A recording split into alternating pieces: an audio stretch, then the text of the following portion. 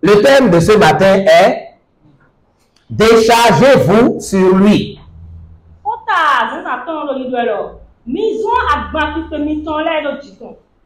Déchargez-vous sur lui.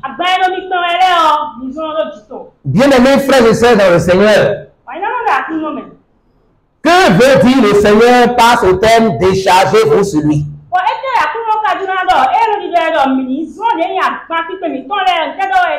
Il n'est pas rare de constater dans la maison de Dieu que les gens sont chargés encore de différents fardeaux.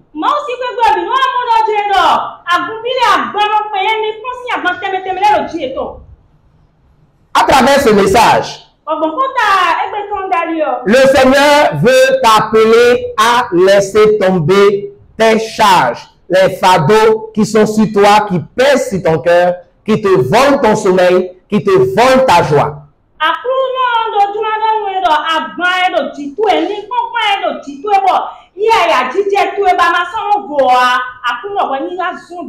Dans un premier temps, nous allons donc nous rappeler ce qu'on entend par se décharger.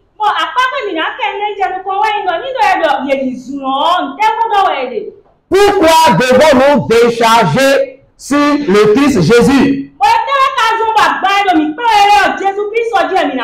Et quel est le moyen par lequel chacun de nous peut véritablement se décharger et vivre une vie chrétienne victorieuse?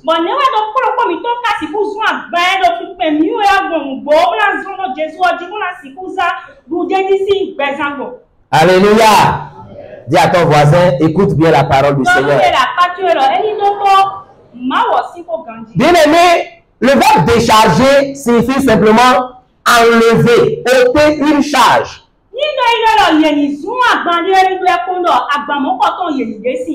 Alors, se décharger, c'est ôter soi-même la charge.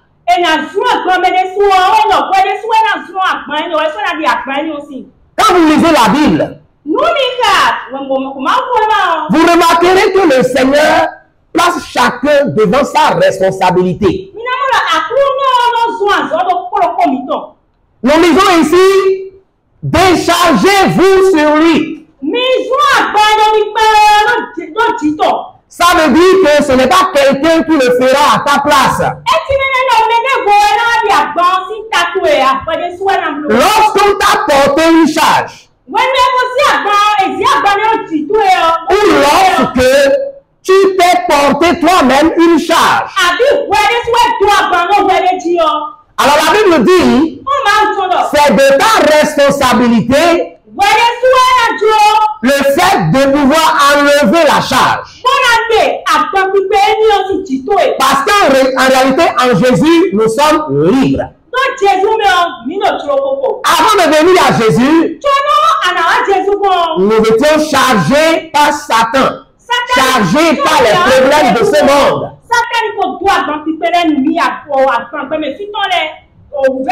Nous étions chargés de péché. Et Jésus nous avait dit, venez à moi, vous tous qui êtes fatigués et chargés. Et je vous donnerai du repos. Mais bien qu'il nous a appelés qu'on est venu à lui, certains continuent par être encore sous des poids. Et ce matin, quand le Seigneur dit décharge-toi sur moi, ça veut dire que la charge qui est sur toi actuellement là, ce n'est pas le Christ Jésus qui te l'a imposé. Celui qui est en Jésus est quelqu'un qui est libre. Jésus a dit aux enfants d'Israël, vous connaîtrez la vérité et la vérité vous rendra libre. Celui qui porte une charge et qui est en train de marcher sur des kilomètres, il sera forcément vraiment fatigué. Jésus ne nous appelle pas à être fatigués. Jésus nous appelle à une liberté totale. Jésus nous appelle à une liberté spirituelle, physique, matérielle et financière. C'est pourquoi ce matin, il nous dit déchargez-vous sur lui. Ce n'est pas de la volonté de Dieu que tu sois chargé. Alléluia. Donc se décharger, c'est décider volontairement d'enlever la charge. Oh, tu as la capacité de le faire. Tu as la potentialité nécessaire pour le faire. Alors pourquoi donc se décharger? Certains sont là et ils pensent que ce qu'ils vivent, c'est Dieu qui le leur a imposé. Non et non. La Bible nous dit dans 1 Pierre 5, le verset 7. Si vous êtes là, donnez-nous votre lecture. 1 Pierre 5, 7. Et déchargez-vous sur lui de tous vos soucis, car lui-même prend soin de vous.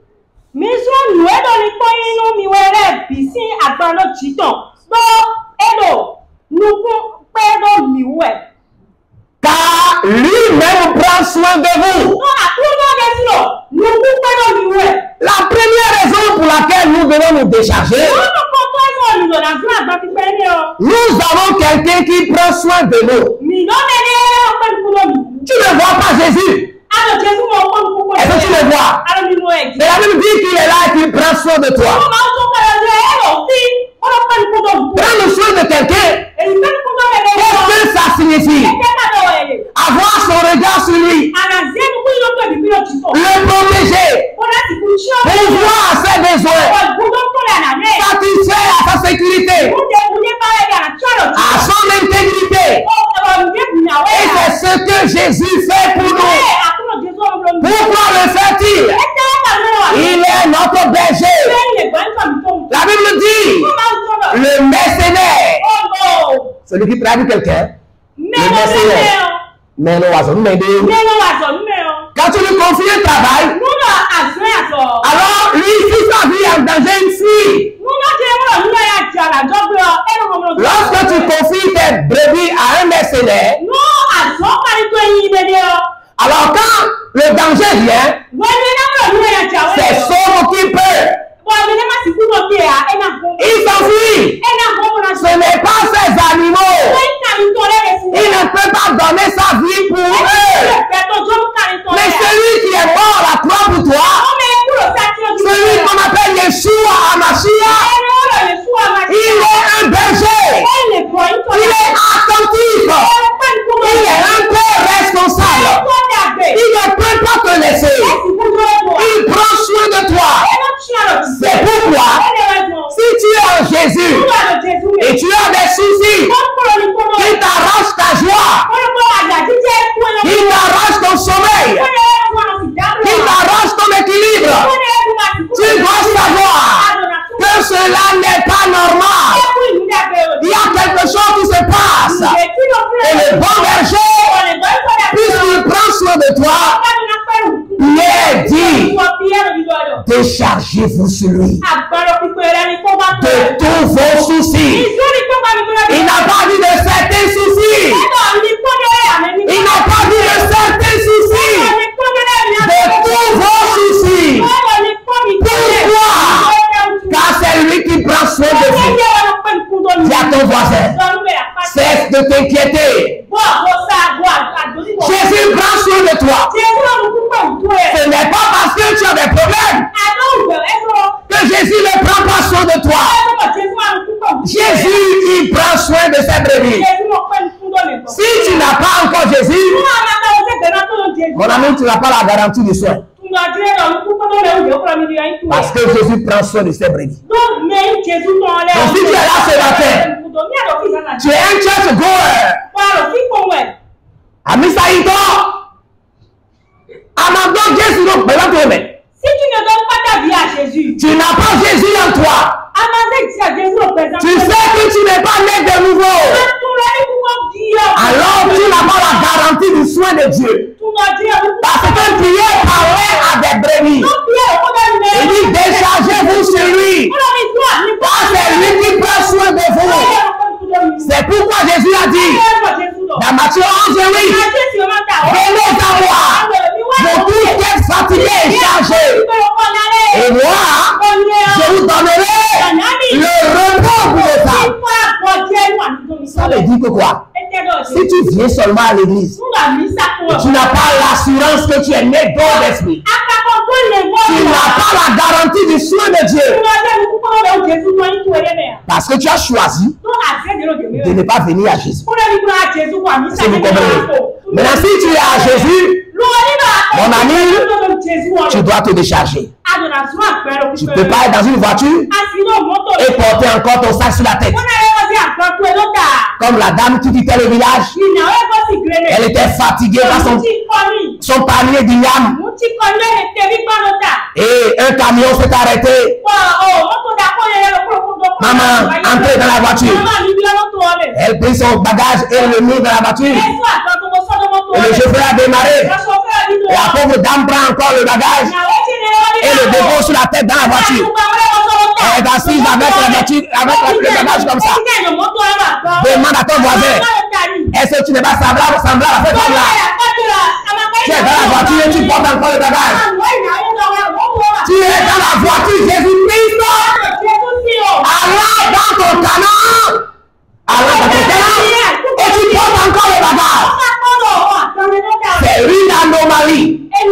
On ne peut pas porter encore les soucis lorsque on est en Jésus.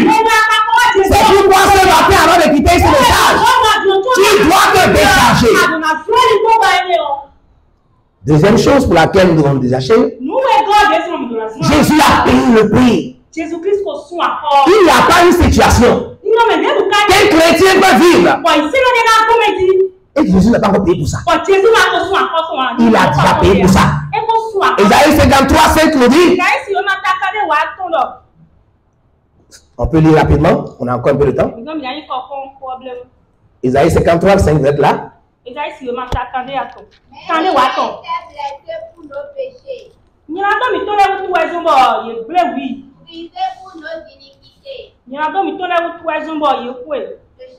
qui nous donne la paix est tombé sur lui.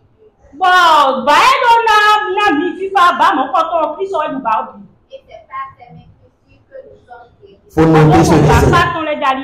C'est un verset capital pour le chrétien qui veut vivre sans souci. Il dit que le châtiment qui nous donne la paix, Jésus l'a déjà payé. On l'a déjà châtié pour que toi tu aies la paix. Donc si tu n'as pas la paix, ce n'est pas normal.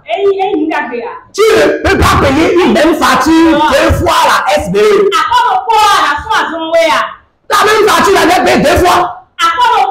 Je suis sûr que si la SBE te fait ça, tu vas te lever avec ton coucou pour aller voir le directeur. Vrai ou faux? Maintenant, pourquoi Jésus paye le prix de ta paix? Et Satan t'implique encore le manque de paix. Jésus a payé pour que tu aies la paix. Il dit il a été blessé pour nos péchés. Tous les péchés que tu as commis, ou même que tu commettras, Jésus a été déjà blessé pour ça. Et lorsque Satan t'arrache ta paix, à cause d'un péché d'il y a 3 ans, il y a 2 mois, il y a une semaine, dis-lui, mon ami, à Golgotha, Jésus a pris le paix, il a payé. Je n'ai pas encore dit à payer. Il a été blessé pour moi. C'est vrai que celui qui a péché, c'est lui qui doit mourir. Mais Jésus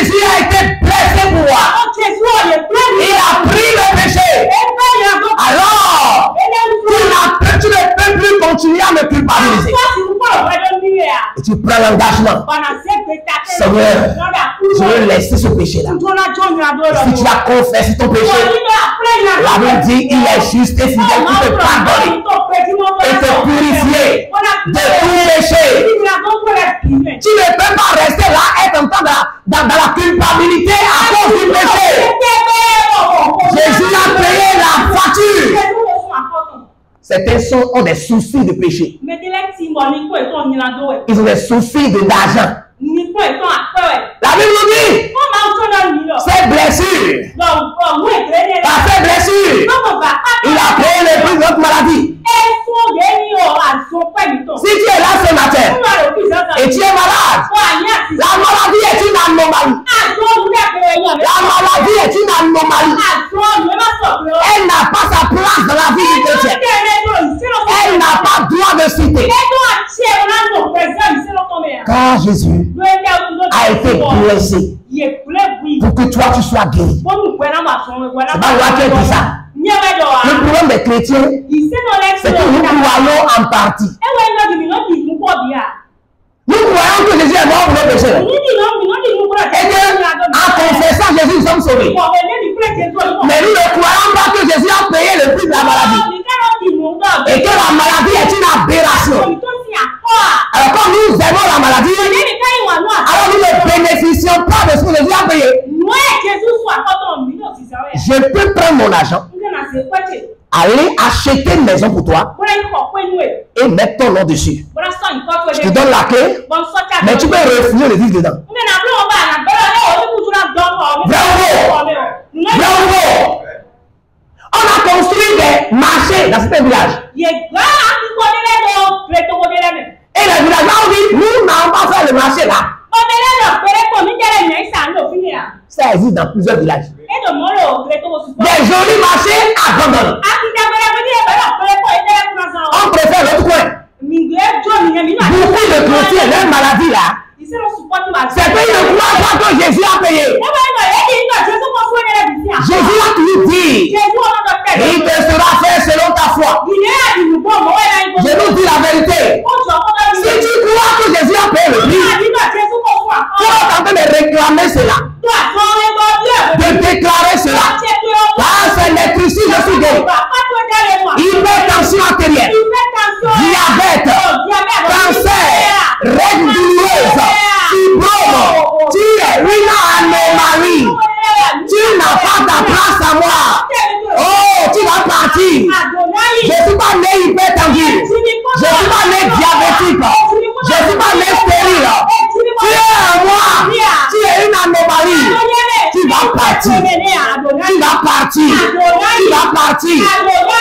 Et vous savez, quand tu déclares une chose à laquelle tu déclares, oui, c'est ça. Une chose à laquelle tu crois, ça va venir. Elle dit, il vous sera fait selon votre foi. Si vous demandez une chose en priant, croyez que vous l'avez reçu et vous le verrez s'accomplir. C'est que beaucoup de gens croient pour un temps. Ils croient pour un temps. Après ils relâchent. Ils croient pour un temps. Après ils relâchent. Quand tu es comme ça, tu es comme le gars que Jacques a décrit. Pour dire qu'il est comme la paille que le vent dissipe ça et là.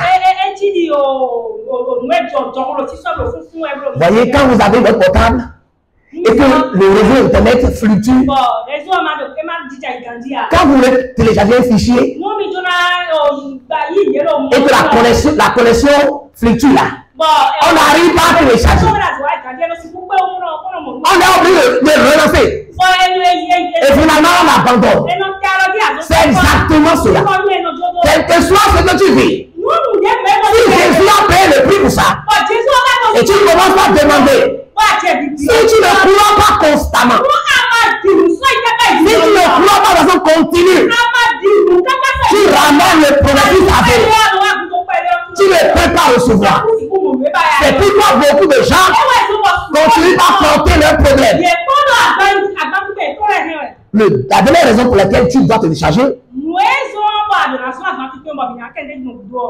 Jésus, de riche qu'il était, Jésus donc nous d'accord amen. Il s'est appauvri Et wa zeye de pour que tu sois enrichi. Il y a ton voisin. Être pauvre dans le royaume de Dieu, c'est une anomalie. Je nous dis la vérité. Beaucoup de gens ne croient pas à ça. Mais il te fera faire selon ta foi. Si la Bible dit une chose, que tu ne crois pas la chose, ça fait ton choix. Et c'est ce que tu as choisi, c'est ce qui t'arrive. La Bible nous dit dans 2 Corinthiens 8:9, on va pas lire ça va d'un temps, que de riche qu'il était, il s'est appauvri pour que nous soyons enrichis. Dans le royaume de Dieu, manquement, ça n'existe pas. Pauvreté, ça n'existe pas. Lisez la Bible de Genèse et Apocalypse. Quand Dieu prend la parole, Dieu n'a jamais dit je suis pauvre. Dieu n'a jamais dit je manque de quelque chose. Alors, si nous sommes des enfants de Dieu, même si 2 Corinthiens 8:9 là n'existait pas, mon ami, on n'a pas seulement logique. Toi, tu es Madame Adivio. Et Adivio est riche. Or, devant la loi, vous devez la même femme et homme. Bien commun. Et si tu es pauvre, c'est normal. Bien commun. Ton mari est riche et tu es pauvre. Est-ce que c'est normal? Même le plus riche du village va dire c'est pas normal. Dans mon village, d'avoir des gazouilles. Même le plus pauvre, l'homme le plus pauvre va dire c'est pas normal. Pourquoi tu as son épouse? Et tes enfants sont endettés. Et on a dit encore, chaque fin de mois, il transpire. Le cœur palpite, on entend la voix d'un propriétaire païen. Un propriétaire païen. Un trembler le cœur de l'enfant du roi des rois. Un adorateur de Satan. Il frappe la porte. Et l'enfant du roi des rois tremble. Et tu es là, tu es content. Tu es là,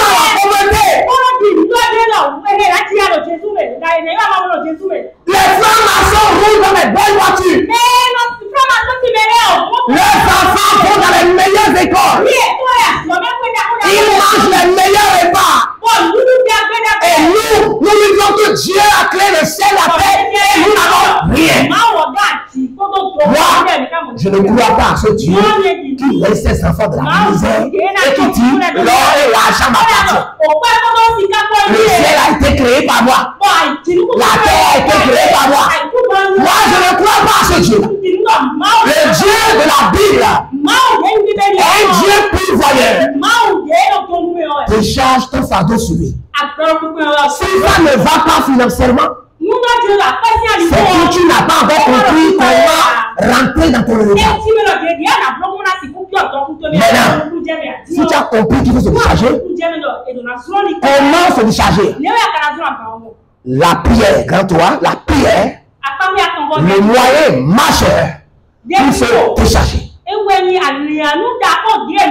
Dans ce point, je veux rapidement montrer à quelqu'un que si tu veux te décharger, tu as besoin d'aller de la prière.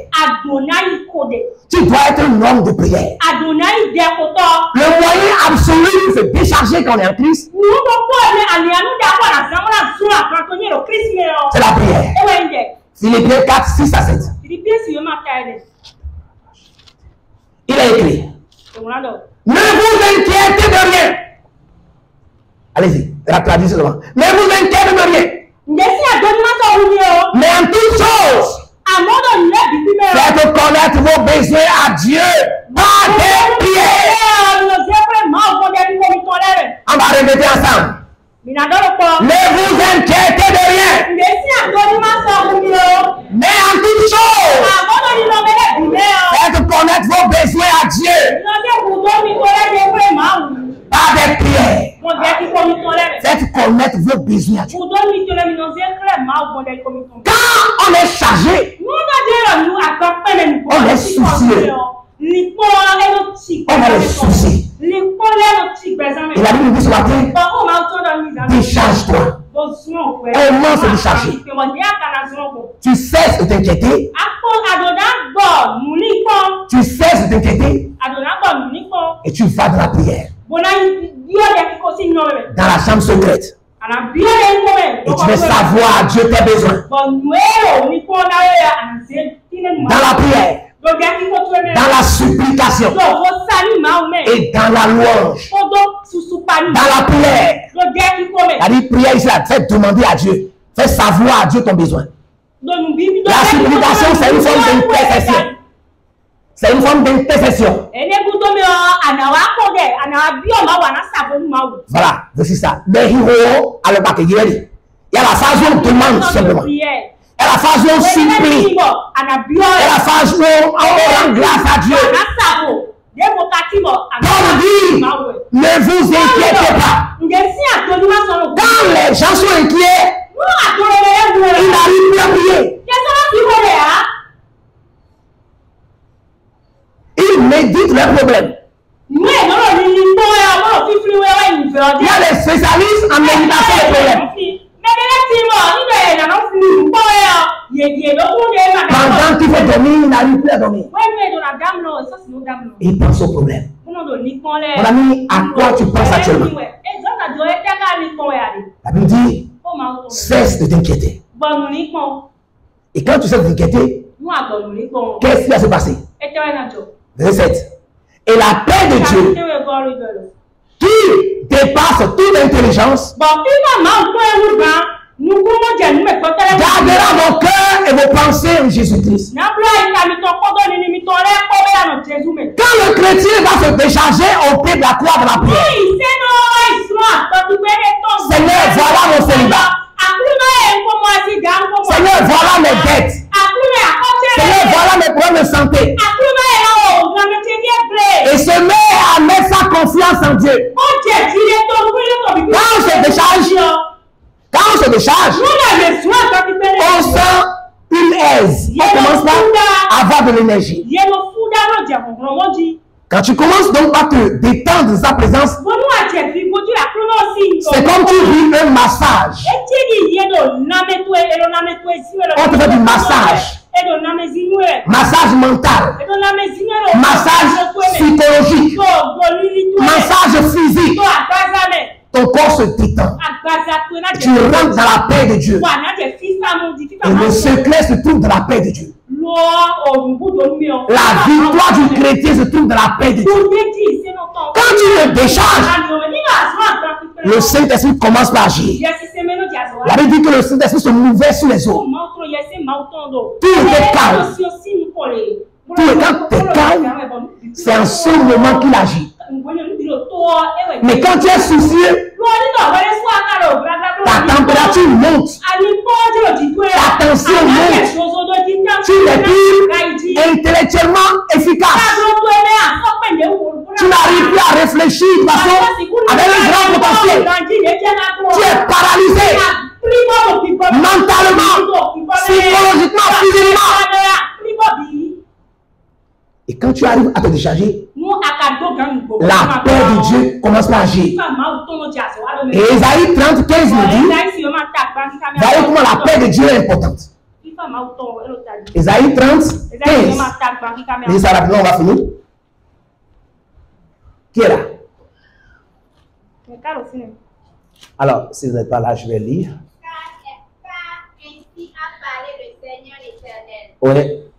Le Saint d'Israël, c'est dans la tranquillité et le repos que sera votre salut. C'est dans le calme et la confiance que sera votre force. C'est dans le calme et la confiance que sera votre force.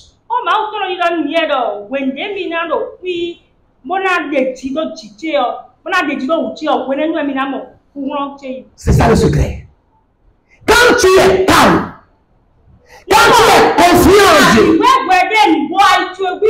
quand ton esprit est confiant comme un enfant dans la mère de sa maman,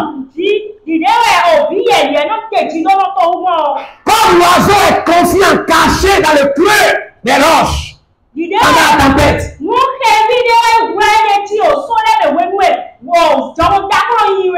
Quand tu es tranquille, le Seigneur se lève et agit à ta faveur. Quand tu es tranquille, après avoir déchargé tes fardeaux, le Saint-Esprit qui habite en toi, il t'inspire. Va frapper cette porte-là. Appelle ce monsieur. Prie comme ça. Déclare ce verset. Patiente-toi. Et quand la confiance est là, quand la paix est là, le Seigneur agit. C'est dans le calme, la tranquillité, que se trouve votre force. Et c'est dans la prière qu'on trouve la tranquillité là. Donc, quel que soit ton problème ce matin, Dieu dit, décharge-toi. Pour te décharger, viens devant moi dans la prière. Fais-moi confiance. Cesse de négliger la prière. Cesse de pleurer. Viens à ma présence. Lis-moi. Adore-moi. Chante pour moi. Fais-moi confiance. Et pose ton problème. Quand tu le fais, Dieu peut répondre. Il t'inspire. Tu n'entendras pas forcément une grosse voix. Mais une pensée va te venir à l'esprit. Mais quand tu es tourmenté, il pense au problème. Même quand Dieu parle, tu n'entends pas. Quand Dieu te dit, donne une indication, tu n'entends pas.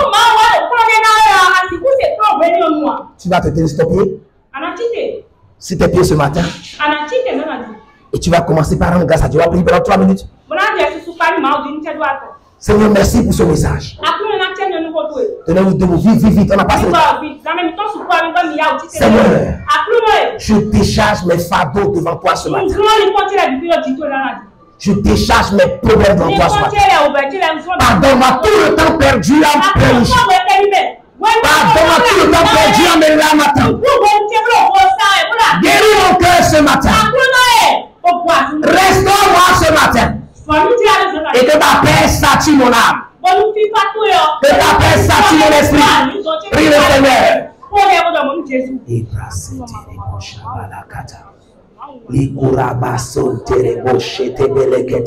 Les cœurs, viens restaurer les âmes. Viens restaurer les pensées.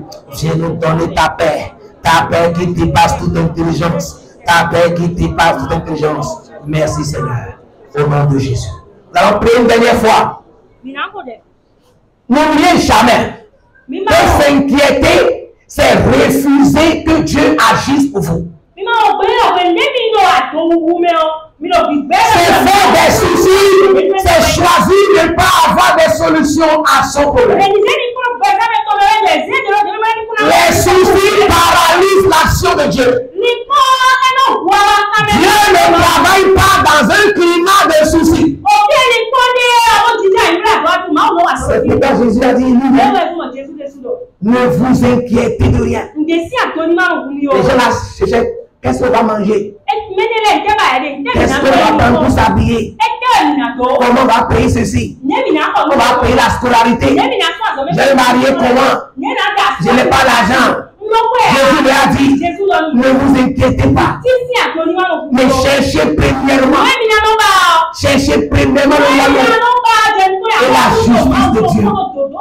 Et toutes ces choses vous seront données. C'est le secret de la réussite du quotidien. Dis Seigneur ce matin, pendant que je me suis déchargé de ce problème-là, aide-moi à chercher le royaume. Aide-moi à chercher la justice de Dieu. Ainsi, les problèmes seront réglés. Les solutions vont surgir. Car dans le royaume, il n'y a pas de problème d'argent. Il n'y a pas de problème de célibat. Car Dieu n'aime pas le célibat. Il a dit Adam ne va être seul. Adam ne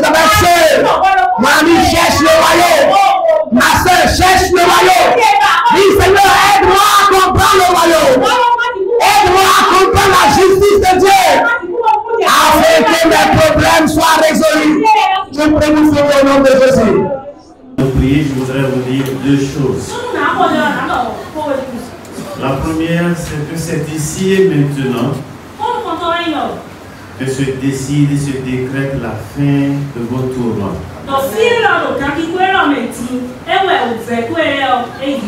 La seconde chose, c'est que c'est par votre bouche que cela se fera. Nous l'avons entendu à travers le message. Déchargez-vous sur lui de tous vos soucis. C'est votre part. C'est ce que vous devez faire. Et lui prendra soin de vous. Alors on prie. Père de grâce, merci. Merci, merci pour ta bonté.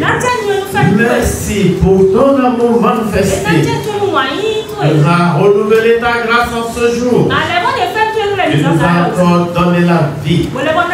Et bien plus, nous as fait entendre ta voix qui nous rappelle que c'est pour la liberté que tu nous as affranchis.